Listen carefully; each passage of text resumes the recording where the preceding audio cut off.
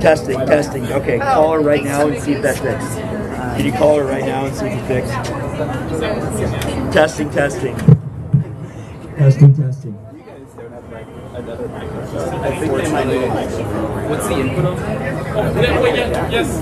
Oh, they didn't even eject. Okay, we got it. All right, yay. Sorry about that. All right, for everybody joining us now that couldn't hear me before, we're going to go ahead and get started. Take my mask off here. Ambassador Carson's is still a couple minutes away, so we're going to invite him to speak when he gets here. So let me give a quick little introduction here, and then we're going to turn over to the families. Thanks everybody for being here. This calendar year, the Biden administration has brought back 10 American citizens held hostage and wrongfully detained abroad. 7 of those 10 Americans are on the wall beside us. Simultaneous release of 7 Americans from Venezuela. That was historic, and we should say so out loud.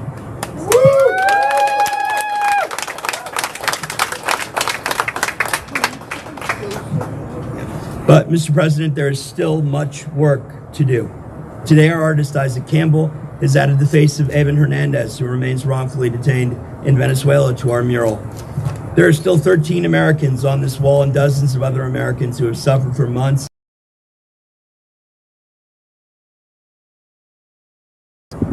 3 of these men, Luke Denman, Aaron Berry, and Eyvin Hernandez, have yet to be designated wrongfully detained by the U.S. government, but have been designated by the Foley Foundation. The Bring Our Families Home campaign believes the United States government should immediately designate all 3 men because their detentions are clearly wrongful. So the Bring Our Families Home mural beside us is decaying with the elements. It's a powerful visual reminder that time is not on the side of the wrongfully detained Americans whose faces make up this mural. Is she ready? Okay. So I would like to, at this point, enough from me. And to start off, I would like to introduce a champion for wrongfully detained Americans everywhere, Congresswoman Sheila Jackson Lee, who is calling in from the great state of Texas. I am so glad to stand with my brothers and sisters in the fight, but I remain saddened by the plight of our fellow Americans around the world. Let me thank all of you who have gathered. Thank you for giving me the opportunity. I wish I could be with you standing by this historic mural that shows the pain of families and those who are held wrongfully detained and others. I join you in thanking President Biden for the 10 that have come home. But in our fight, let me thank Nita and reminded of her brother Iman and Eyvin, who is just getting on, and others. I have a young man in Afghanistan, Ivor.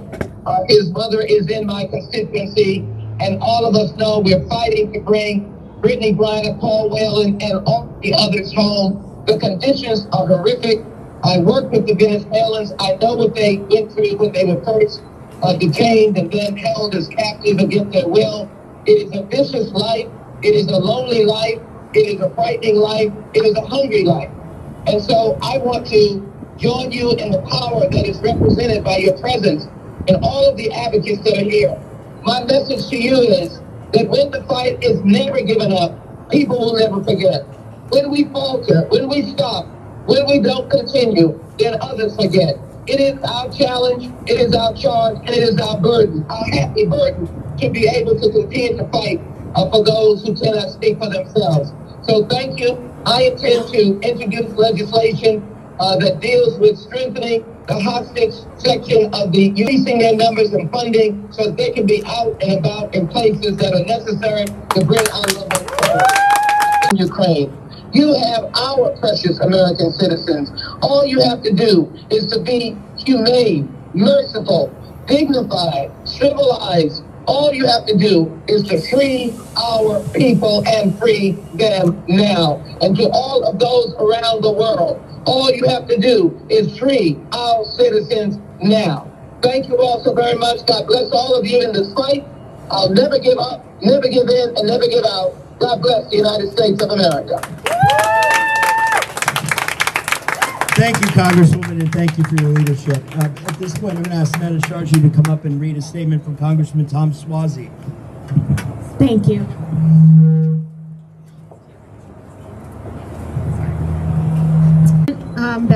Congressman Tom Suozzi, we celebrate the home of Afghanistan.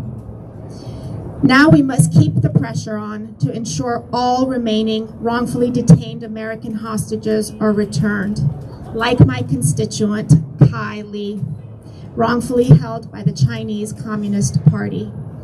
We will not rest until we bring our families home. Thank you, Congressman Suozzi. And Harrison, if you're watching, we're sending you our love. So this was the place in the program that Ambassador Carstens was going to speak. He's still en route. So we're going to go ahead and move on and return to him as soon as he comes. When we planned today's event, it was in conjunction with the James Foley Foundation's annual Freedom Run Walk in memory of Jim. This is a good moment to say out loud how important the Foley Foundation's work is to the greater hostage enterprise.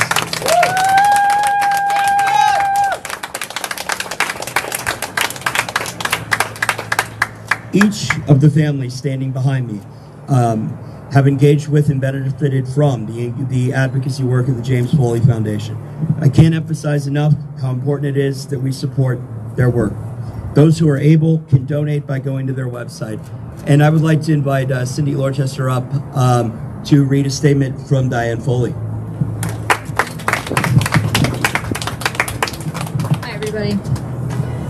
First, I just want to say how just touched and moved I am to see everyone here, current families, former families, and it's so good to see some of the former families together and everybody home. It's just wonderful. Sure, sorry about that. So my name's Cynthia Lurcher. I'm from the James Foley Foundation. I'm the Director of Research, Hostage Advocacy, and Legislative Affairs. And I have a statement that'll be read from Diane Foley. Thank you to all who have generously taken the time today to support the safe return of all innocent U.S. nationals taken hostage or wrongfully detained abroad. Your presence helps the James Foley Foundation and the Bring Our Families Home campaign to have a greater impact on the return of our desperate citizens. This past September, we launched our 4th annual hostage report, and it's called Bringing Americans Home. And with that report, we conducted 60 interviews with families of hostages, or individual hostages or wrongful detainees themselves, family advocates, representatives, all pertaining to a hostage or wrongful detainee case.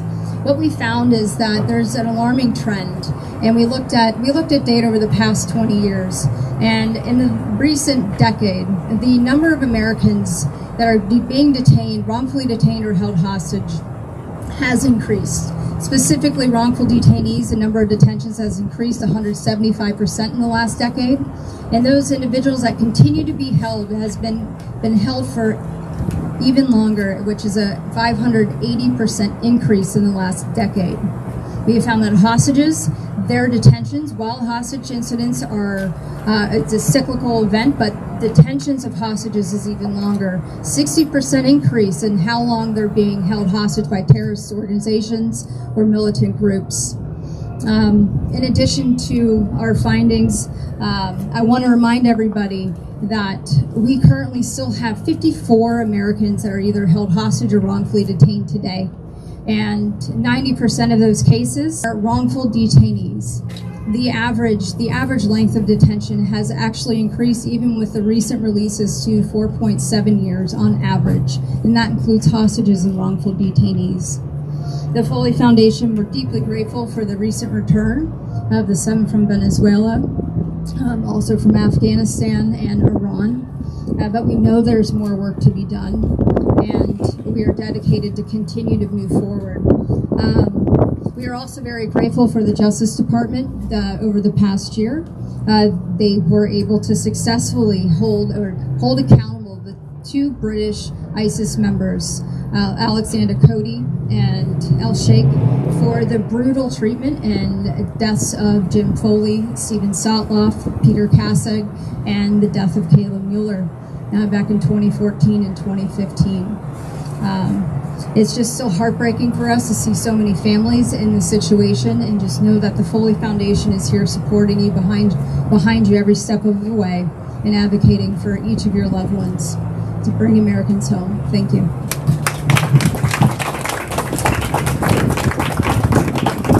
Thank you, Cindy, and I'd like to thank Diane too, although virtually. Next, I'd like to invite Mickey Bergman, the Executive Director of the Richardson Center for Global Engagement, to speak up.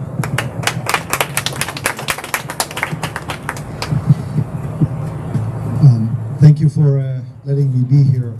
I have to say that it was just as an emotional moment for me to see Eyvin's family and team putting him up in the mural as it was to see the rest of the families back in July pasting the images of their loved ones. It's powerful and it's sad at the same time. My name is Mickey Bergman. I work with Governor Bill Richardson at the Richardson Center for Global Engagement. We are a small non-for-profit organization. Small meaning we're a total of 4 people, including the governor.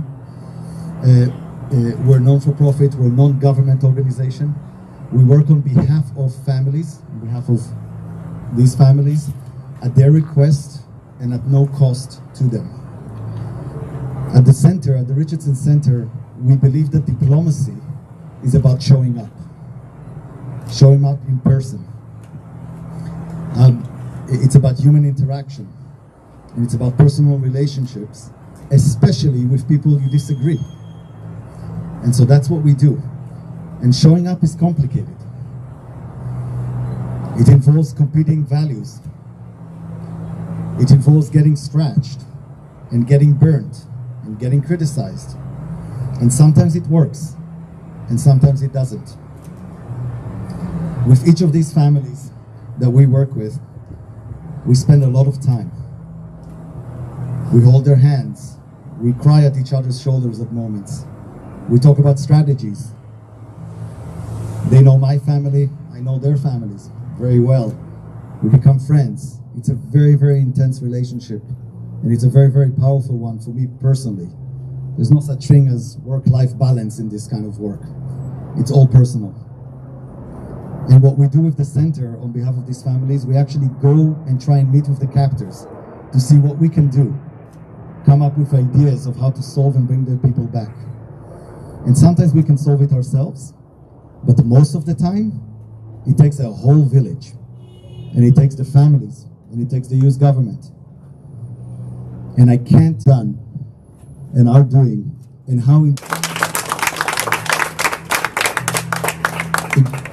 and those who are not family members, just to try and understand what it takes for a family to be in a situation like that, to live in uncertainty and misinformation and partial information, and try to navigate that and figure out what decision will actually help their loved ones and what will hurt it. It's just an impossible situation.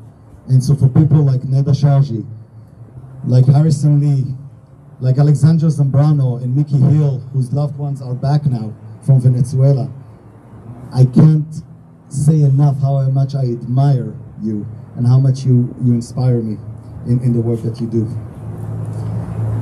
You don't typically see us in front of the podium speaking, but we wanted to do this today, and the governor as well. He can't be here today, but we wanted to do 2 things. The first thing we wanted to do, and those for the families and the prisoners who are back and watching us online, is to send you a huge hug and welcome back.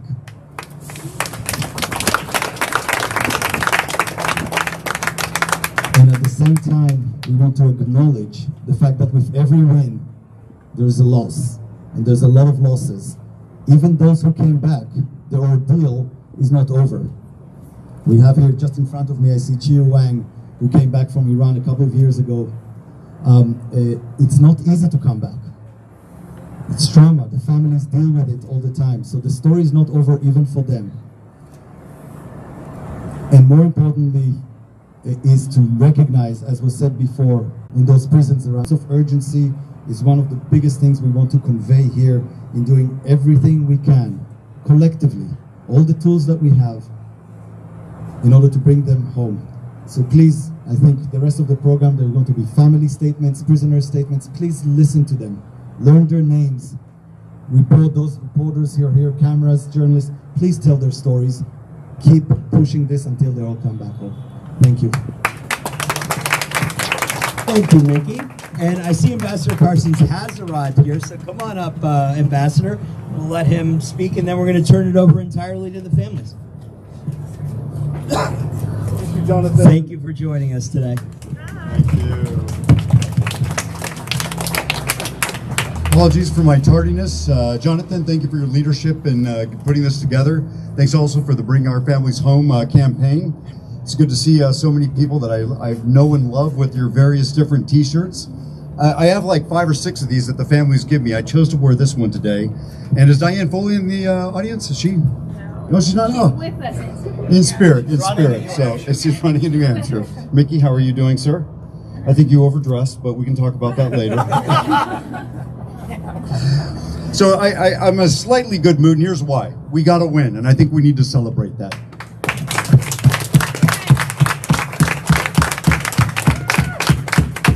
Yeah, you know, we don't get those very often. I say Shiwei and his family in there. You know what this is like to actually come home and celebrate.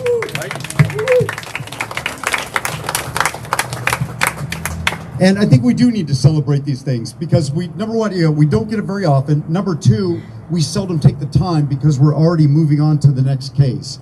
I can't tell you how many times we've come back, we have bottles of champagne lined up, and we never get to them because the second we walk back in the office, or Mickey walks back in the office, or any of us do, we're right on to the next case. There's no time to take a breath.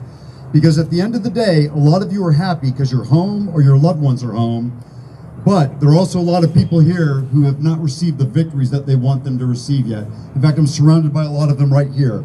So we can't stop working, and even though we are going to celebrate this victory, we have to be mindful that every day, to an extent, I feel like we're still failing almost 40 families and not bringing their loved ones home.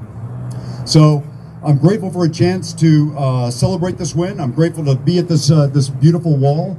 I walked by here actually just a few weeks ago and had a chance just to walk silently through it. It was actually it's very moving when you're here by yourself, actually. But I also want to just say a big thanks to everyone who I guess got these recent wins. In the last 6 months, we've brought home 14 Americans, 9 of them from Venezuela. I'd like to hope that's a sense that gives you a sense of the commitment that the President of the United States and Secretary Blinken have towards trying to bring your loved ones home. I know the people in our office are going to redouble their efforts, and we definitely feel it, and feel it deep within our hearts and souls. But again, we're not quite there yet. We have a good track record. We're on the move, and yet every night we're going to go to bed and say our prayers that we can just get a few more people home. I'm hoping that after this ends, I have a chance to connect with some of you personally, because I think some of us actually have some business and work to talk about. And I see Elle's there. I think we're going to hopefully chat as well. And is Eyvin Hernandez's family's here? Yeah, we're okay. We're going to connect up too, I hope. And you, I think we need to chat too. So this is a work day for me. So maybe I'll end up, forgive me for being so articulate. I often say that in this business, in a way, you don't have to write your speeches. It usually has to come from the heart. But thanks for everything that everyone's done to bring these people home. It's not the government, it's all of us. It's a partnership that we have between the government, between private industry, between the NGOs, between these third-party intermediaries like Jonathan here, and most importantly, between the families and also the loved ones that stay strong and resilient while they're being held wrongly by foreign governments or by terrorist groups. So I'd like to end by asking us all to do the one thing that I don't get to say very often, and let's all give each other a warm bit of applause. Thank you.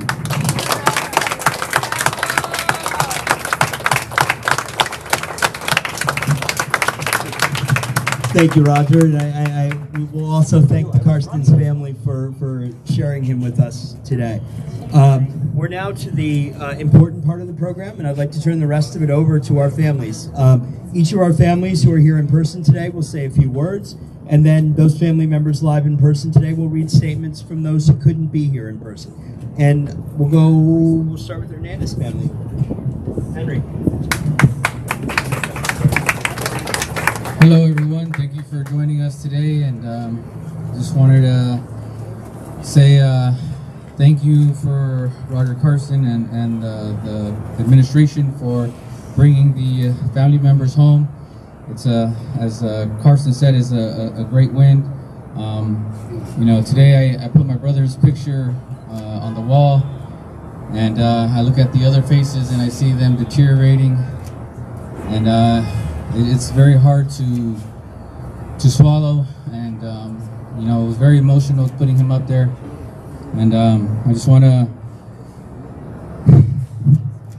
say that the support that I receive from all of you guys is extremely helpful. It keeps me pushing, and you know, we need to continue to apply pressure to our government and bring everyone home. My brother is, when I talk to him, if I get to talk to him, you know, I can hear his voice slowly, you know, weakening. But you know, I try to send him some encouraging words, and you know, maintain his spirit strong. And so I just want to say thank you for everyone that's here supporting, and Drew, who's definitely supporting me. Thank you, guys. Thank you, Henry. My name is Drew Havens. I'm a friend and colleague of Eyvin Hernandez. I wanted to thank the Bring Our Families Home campaign for their leadership and the support that they've provided to us over many months. It's just been, it means the world to Eyvin's family and the coalition working to bring him home. We also want to thank Ambassador Karstens here and the Richardson Center for their support, and obviously the James Foley Foundation for their leadership and for standing with us through this very difficult journey.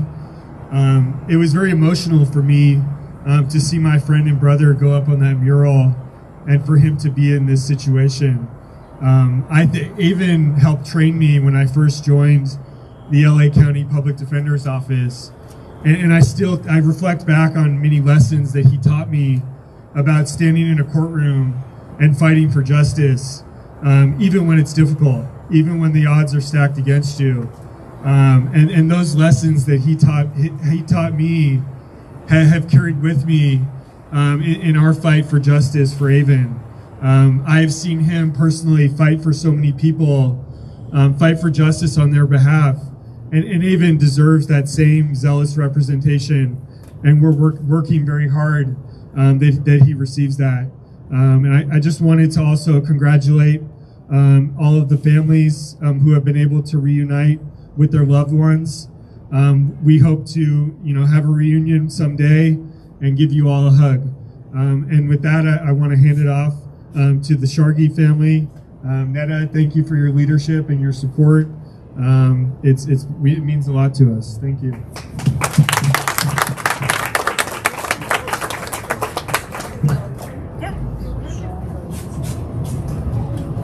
Hi, I am Ariana Shargi. I'm Shargi's oldest daughter. Also, can you hear me? Great. This extended family of ours, only some of which you see here today, are so ecstatic to welcome home 7 of our loved ones from Venezuela and Baghar Namazi from Iran. I'm so grateful for the work of President Biden and his administration to reunite these families, along with the Richardson Center and, of course, the Foley Foundation. Along with our joy and appreciation comes continued sadness as we wait for so many other hostages and wrongfully detained individuals to come home. It's been 4 years since I've been able to hug my dad. We're all tired and scared. I know he's tired and scared, though he'll never say it because he doesn't want to worry us. My dad is cooped up in a dark room every day when he should be out here with us enjoying this beautiful day. I encourage President Biden to exhibit the same moral fiber exhibited by our unjustly detained loved ones and do everything he can to bring our loved ones home. I encourage the American people to rally behind this humanitarian issue and to help us. Thank you to all of those who came out today. It really means a lot. And I'll pass it to my aunt, Netta. Yeah? We'll pass it on. So we're going to pass it on to Tara, Mural Tapaz's daughter. While our hearts are very full today, celebrating all those who have come home, it's also a very bittersweet moment in the sense that some of us who are still here are longing for our loved ones who are thousands of miles still far from us. To the Bring Our Home Family campaign, thank you for making a second home for us all to be together. and to all plead for our common goal to bring our loved ones home. As united, our voices are stronger, and it's a pain that only each other can feel. While we are in a club that nobody wants to be a part of, here we are still on the side. And in a weird way, I'm so happy that the side has become so much less with those who have come home and no longer have to stand on this side. To the Biden administration, you've shown us through the recent detainees that have been brought home that you do have the tools at disposal and the ability to make the difficult but necessary decisions to successfully bring home wrongful detainees. And we're standing here begging you to continue the momentum and the priority to bring our loved ones home as well. To most, our loved ones are just a name on a distant list, a name that you see time to time in a newsletter. But to us, it's our entire world. It's our father, it's our child, it's our sibling, it's our family, our friend. And they're unjustly been held for the sole reason of holding a blue passport. The time will never be on our side, as it's been said before, and it will never be promised to us to go forward either. Every day they continue to suffer there is a day too long, and it's a day that we'll never get back, and it's a day that we're risking that we'll lose them. And they deserve to be standing here with us, and I hope the day that we get to celebrate them, along with all those that have recently been brought home, I hope is closer than we all feel. It's been it has been 1,743 days every night that I've been going to bed dreaming of what that feeling would be like, to hear the news that they're coming home, to feel that feeling of watching them step off of a plane, to hug them again, to continue living again. A day that often is almost unreachable, but watching all the families that have recently come home, some of which family members that I was standing with only need to push us forward. So to the Biden administration, thank you for all that you've done, and we beg you to please help push forward to bring home all of our loved ones that remain, so that this side of the podium has nobody left standing.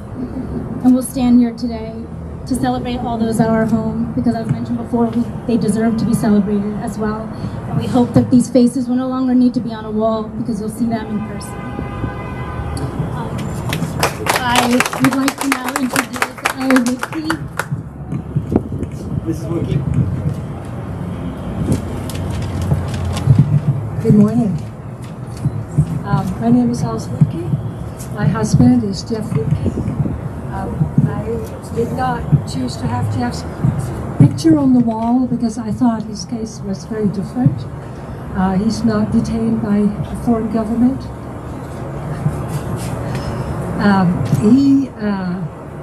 He is a missionary and a humanitarian aid worker that was kidnapped by jihadis from his home.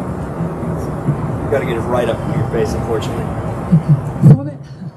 From his home in Niger. People drove up to his house, they killed his 2 guards, and he was shipped off in a car to Mali, and he's been there ever since. In fact, today, October 15, it's the first day of his 7th year as a hostage. So that means 6 long years alone in the desert, without visits, without phone calls, without any contact at all. Very lonely years for him. I'm excited about the work of the Bring Our Families Home campaign. Obviously, you're doing a great thing and you're successful. I'm very excited about the people that have been released. I'm very thankful. It gives me hope for my loved one. So thank you all. I also want to mention the James Foley Foundation, who has also been so instrumental in bringing people home and helping all the families to see their family come home. But my husband is still a hostage of Islamic terrorists. It takes different resources and resolve to free hostages like Jeff. Today again, I want to ask Sheikh Iyad Ghali to be compassionate, to be merciful, to be courageous, to dare to be strong, to release my husband who has done no wrong. And I also want to renew the one that holds my husband hostage, and to our own US government to take any actions possible to bring my husband home.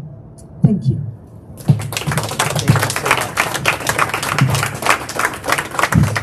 Thank you so much.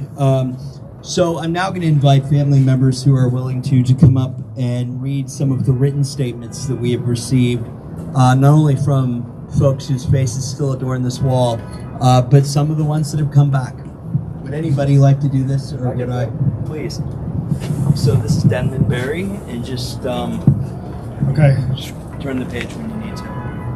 Yeah, I'm honored to give a statement on behalf of the Denman and Berry family. We work with them. We haven't met them in person, but they're a wonderful family, working tirelessly to bring their loved ones home. And this is their statement. The Denman and Berry families are encouraged to see the Biden administration working to bring so many American hostages home. We are hopeful that the president will continue to work on securing the release of all of our loved ones in Venezuela and around the world. Aaron and Luke are in good spirits. They want to express how happy they are to hear the release of Tomu Vidal, Jose Luis Zambrano, Alirio Zambrano, Jorge Toledo, Jose Pereira, Matthew Heath, and Osman Khan. Their release gives Luke and Aaron hope that they have not been forgotten. We will continue to work towards bringing them home. Thank you. Thank you. Would somebody like to read Jose Pereira's statement? Anybody?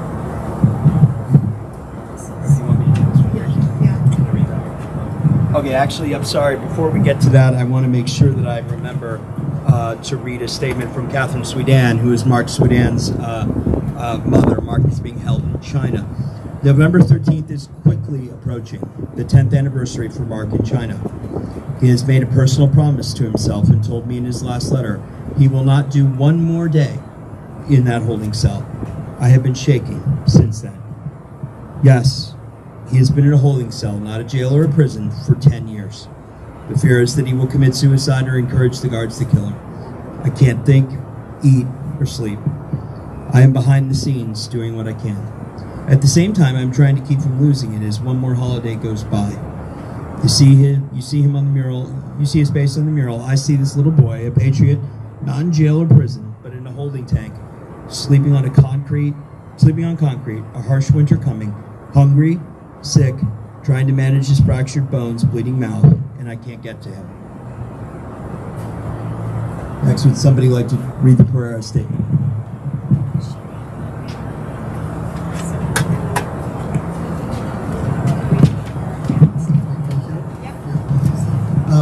So I'm Wang Xiyue, a former hostage in Iran.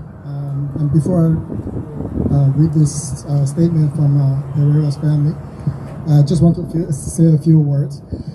Well, first of all, thank you for the Foley Foundation for organizing this event, and thank you all, everybody present, participating in the event. Your support for bringing hostages, American hostages home is indispensable. And I also want to extend my gratitude to Nikki and Governor Richardson. I didn't know they were helping me and my family while I was detained in Iran. Thank you very much. And of course, the State Department, the U.S. government, I really want to take this opportunity to say thank you.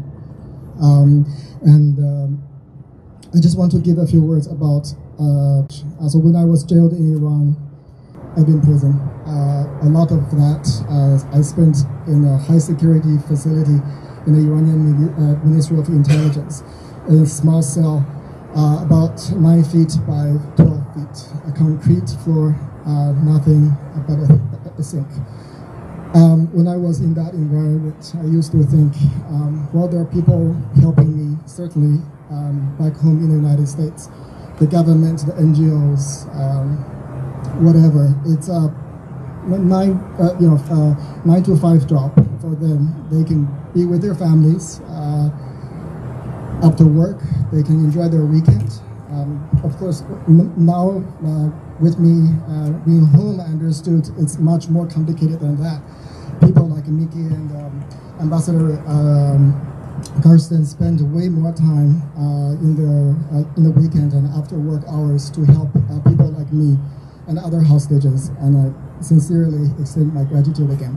But for hostages, I just want to say it's every day, every hour, and every minute and every second. we endure a lot, something that is not, that cannot be comprehended for a person not in that situation. For us, it never ends, and we had a fear that we could die, we could go crazy, we'll never be able to see our families and beloved ones again. But also at the same time, in the bottom of our hearts, I believe many would agree with me on this, that we know one day, with the effort from the United States government and institutions like MIPIs and Foley Foundation, and also supporters like yourself, will produce effect and will bring us home. It's with that belief I went through my detention in Iran and returned home after 1,216 days. And it's just heartbreaking for me to hear now the average time for U.S. citizens to spend as a hostage in foreign countries is 4 years and 7 months. So I just want to take this opportunity to ask everyone to keep trying harder and harder to bring every American home. We do not deserve this because we just are Americans. Please help us and bring every wrongfully detained and American hostage home. Thank you. So now I will read a Pereira family statement. Today we don't have a way to express our feelings, but we want to say that words are short and we're simply grateful. For many years, we pictured this day, and here it is. We can finally announce that Jose is returning home on this blessed day. Yet, we still think about those left behind in Venezuela: Luke, Aaron, Eyvin, Lucia, Paul, Brittany, Iran, Murad, Emad, Balder, Shahab, and Siamak, and China, Mark, and Kai. Syria, Majd, Africa, Jeffrey, in Rwanda, Paul, and many other Americans being wrongfully detained around the world. Our family will continue to advocate for them and have no rest until we bring them back home where they belong to their families. We have learned that it is good to receive, but it is a greater honor to give. During many years, we have been blessed to know a lot of magnificent people that work tirelessly to help others, and want to thank to the Richardson Center, the James Foley Foundation, Hostage US, Amr Fahudi Foundation, and our BOFH campaign, and all the media people that has covered our case. Thanks a lot for being there and providing the platform to help our voice reach out to the broader world. Finally, we want to say today, patriotism won over politics, and thanks to President Biden, Secretary Blinken, and the SPIHA team, and the entire effort of the U.S. government, they were able to fulfill their long-time promise of releasing Americans around the world. Thanks to all, the Pereira family.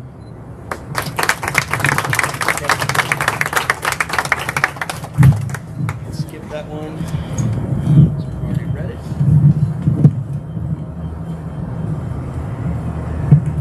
Scarlett, are you here? I'd love for you to read a statement from the Namazi family. Hello everyone, my name is Skylar Gleason and I have been a part of the Namazi family's international legal team for 3.5 years. It is an honor to represent them here today as the family continues to assist Bakr in his recuperation and transition to freedom in Dubai. I will share a statement from the family momentarily, but I want to first emphasize that although we celebrate Bakr's release and express our deepest gratitude to all involved, his story signals a desperate need for reform in the U.S. hostage strategy. It should never have taken 6.5 years to free an 85-year-old retired UNICEF official and humanitarian who has suffered multiple life-threatening health crises and whose case has been formally closed for over 2 years. We urge the U.S. government to continue strengthening and refining its hostage-taking response and prevention, starting with the others on this wall, including Siamak, Bakr's son. Babak Namazi, Bakar's son and Siamak's brother, wants me to share the following message.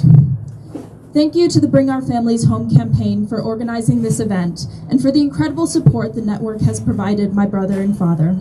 The past 2 weeks have been a whirlwind of emotions for my family. On one hand, it is hard to overstate the joy of embracing my father and watching him reunite with his grandchildren after so many long years. There were many moments during his time as a hostage I feared that he would not survive Iran's cruelty, and this reunion would never happen. I want to express my profound gratitude to Oman for their role in arranging his exit from Iran and to the UAE for granting him access to world-class care at the Cleveland Clinic, Abu Dhabi. I am also so thankful for those in the US government, the UNICEF family, the Swiss government, and countless others who have worked so long to free him. However, while my family is thrilled my father is home, we, and especially my father, are devastated that he left Iran alone.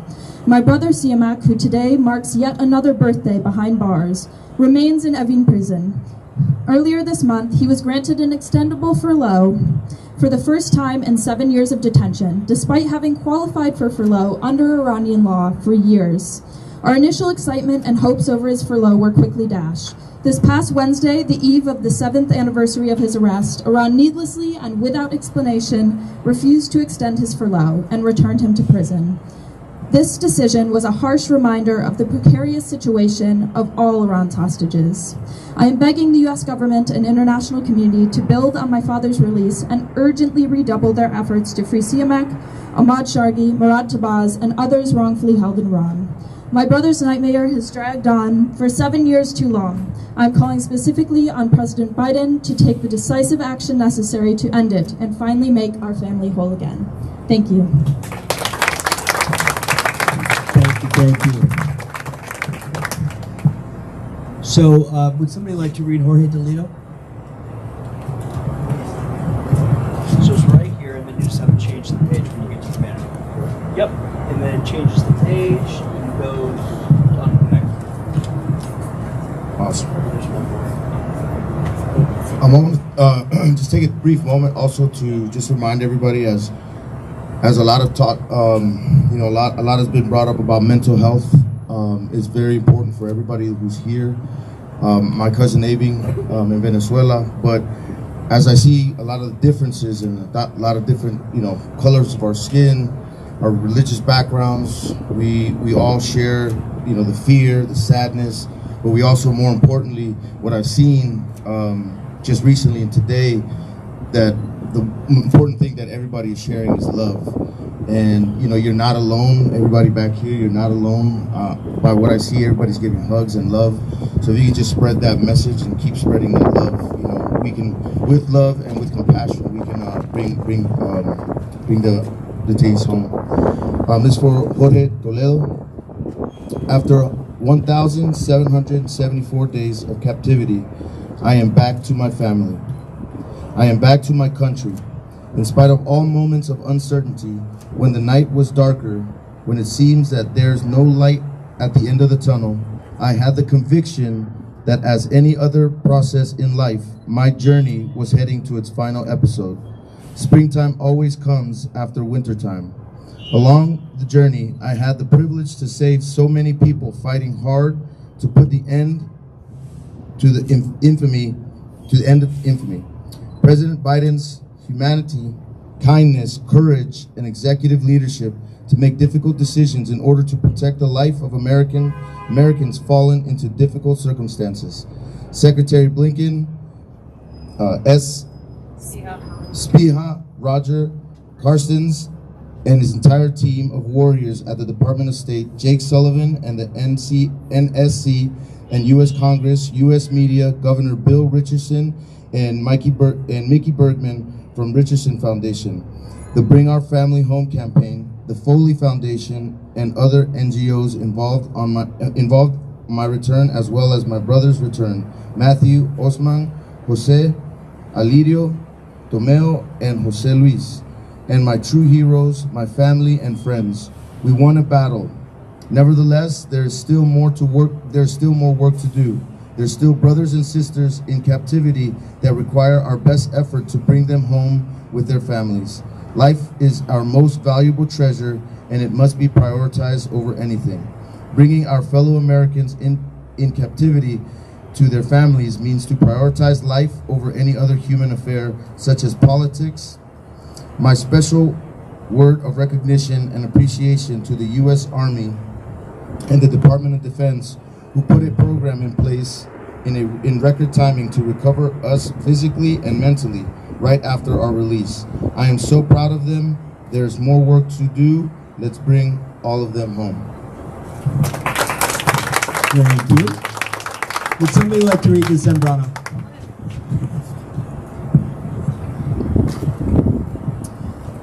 We, the Zambrano family, are thrilled that Alirio and Jose Luis Zambrano and the other innocent Americans are finally free after almost 5 years of wrongful detainment in Venezuela. We could not have made it to this joyous day without your support and the advocacy of the other hostage families that have so generously been a light in the darkness. In times of despair, we found hope in the compassion of supporters like you. We sincerely thank you for your commitment to amplifying this cause and bringing Americans home. This mural we helped install a few months ago now reflects some triumph for several of our loved ones, but at the same time shows that time has passed and there is still much work left to do in order to make sure all of these innocent Americans are reunited with their families too. We will continue to stand with these families until the work is done.